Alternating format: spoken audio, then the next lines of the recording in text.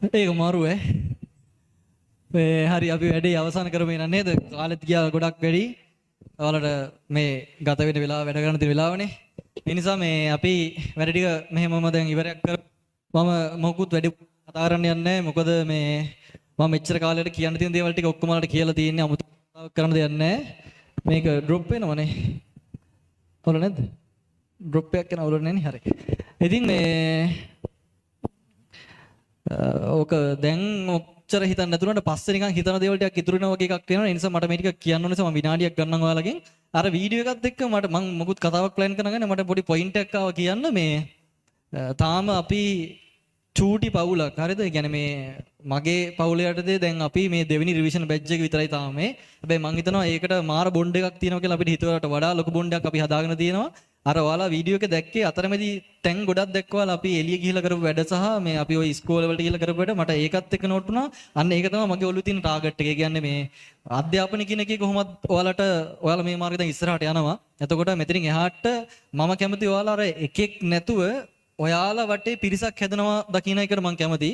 මට ඕනුනෙත් ඒක. මොකද මේ අපි ඉන්නේ ළමයි දැන් ඔය ලංකාව කියලා ගත්තොත් අපි ලෝකයක් ඉස්සරහට දක්ෂතාවයෙන් උපරිම තිබ්බට අපි ඉන්නේ හෙන අවුරුදු ගාණක් පිටිපැස්සේ ලෝකයක් විදිහට. එතකොට අපේ අම්මලා තාත්තලා ගත්තොත් අපි හෙන මාර ගේමක ඉන්න පිරිසක් මේ උඹලා ඔය හිටියට හැමෝටම මේ ප්‍රශ්නේ තුනට බහුතරයට මේ ප්‍රශ්න තියෙනවා. හැබැයි මම කියන්නේ හැමදාම උඹලකින් එහාට පරම්පරාව එහෙම වෙන්න හොඳ නැහැ.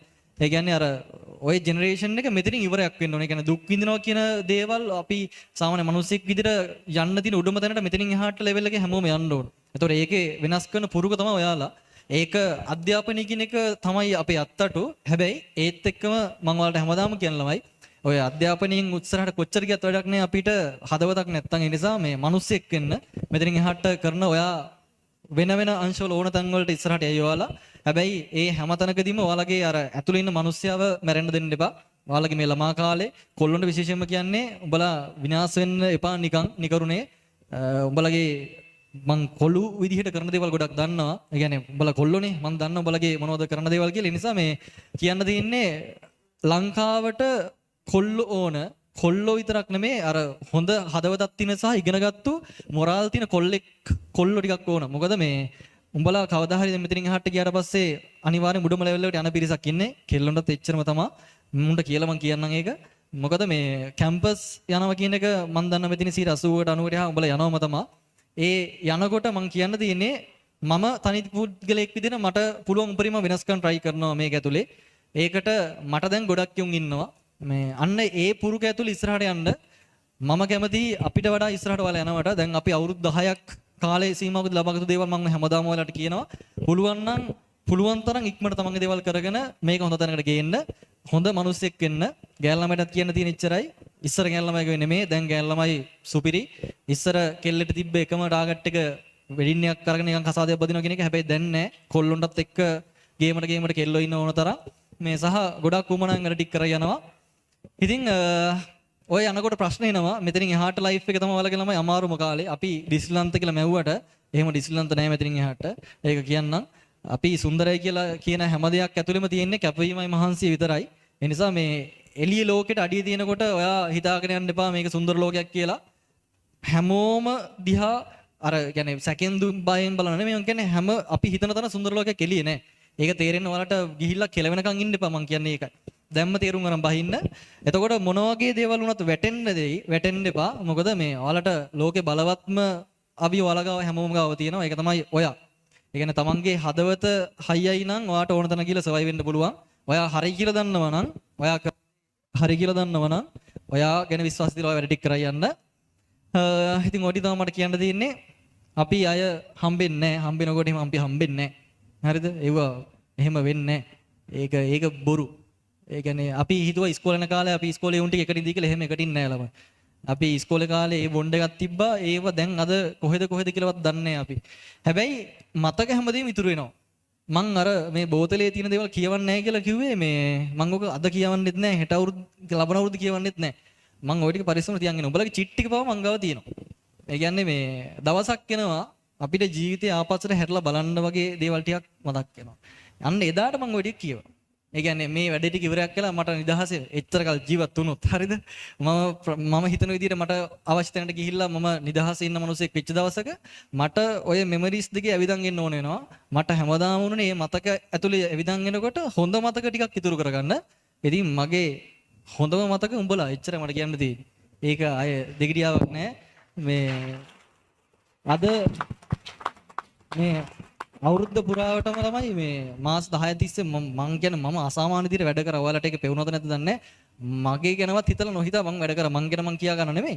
මට මේ අර අඟහරුවද මොකද සීරුඩ හිරු නොකරපු දවසේ තමයි මං දවාලේ ඉර දැක්කේ. මට හරි සතුටු එදාට ඉර දැක්කට. උඹලා විශ්වාස කරන්නේ ඒක. මට මාර එකක් එදාට එළියට බහලා පොඩ්ඩක් මං ඇවිද්දා. මේ මට ඒක නෙමෙයි කියන්න ඕනේ. මට මේ මාස 10ම මහන්සි ගියාද හොඳේ. ඒකට ගොඩක් ස්තුතියි. ඒ කියන්නේ මාස 10ම මහන්සි මට ගියා. ඒකට මට සතුටුයි. අර මට මගේ උන් ටිකක් ඉන්නවා කියලා කියන්න දැන් ඉන්නවා. ඉතින් මේක පොඩි පුරුකක් විතරයි මම අයත් කියන්නේ. මෙතනින් එහාට ලෝකෙදී අපි මේ බොන්ඩ් එක දිගටම යනවා. ඒක කොහොම වේද කියලා දන්නේ ඒක වෙනවා. ඒක ෂුවර්. මොකද මේ මට ඕනුනේ ඔය මම තනියෙන් කරන දේවල් ටික ලංකා පුරාවටම පට්ට සෙට් එකක් වටේ යවලා يعني ඒ සෙට් එක හරහා ටික කරවන්න ඒක වෙනවා ඔටෝ මට ඒක තේරෙනවා වෙනවා කියලා. ඒ නිසා මේ ඒ විශ්වාසයෙන් මම ඔයාලව මෙතනින් සමුදෙනවා.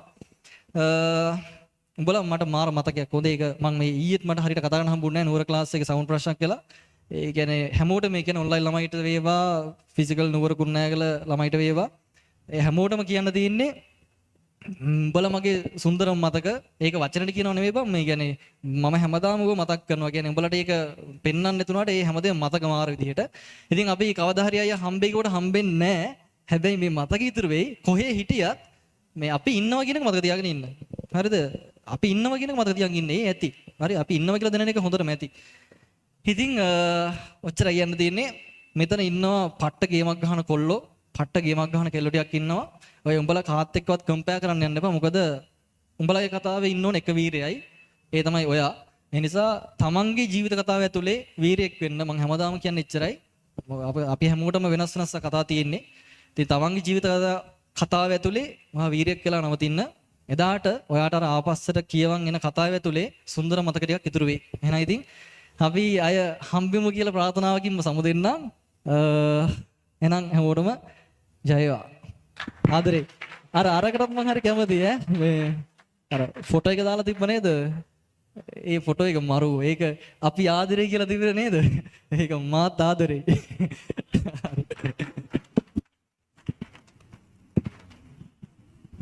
අපි මේ සින්දුව කියමු අවසානට. දැම්ම කියලා ඉවරයක් කරමුද නටන? දැන් කොහොමද නටනවනේ? ඉස්සුක තව රයිට්.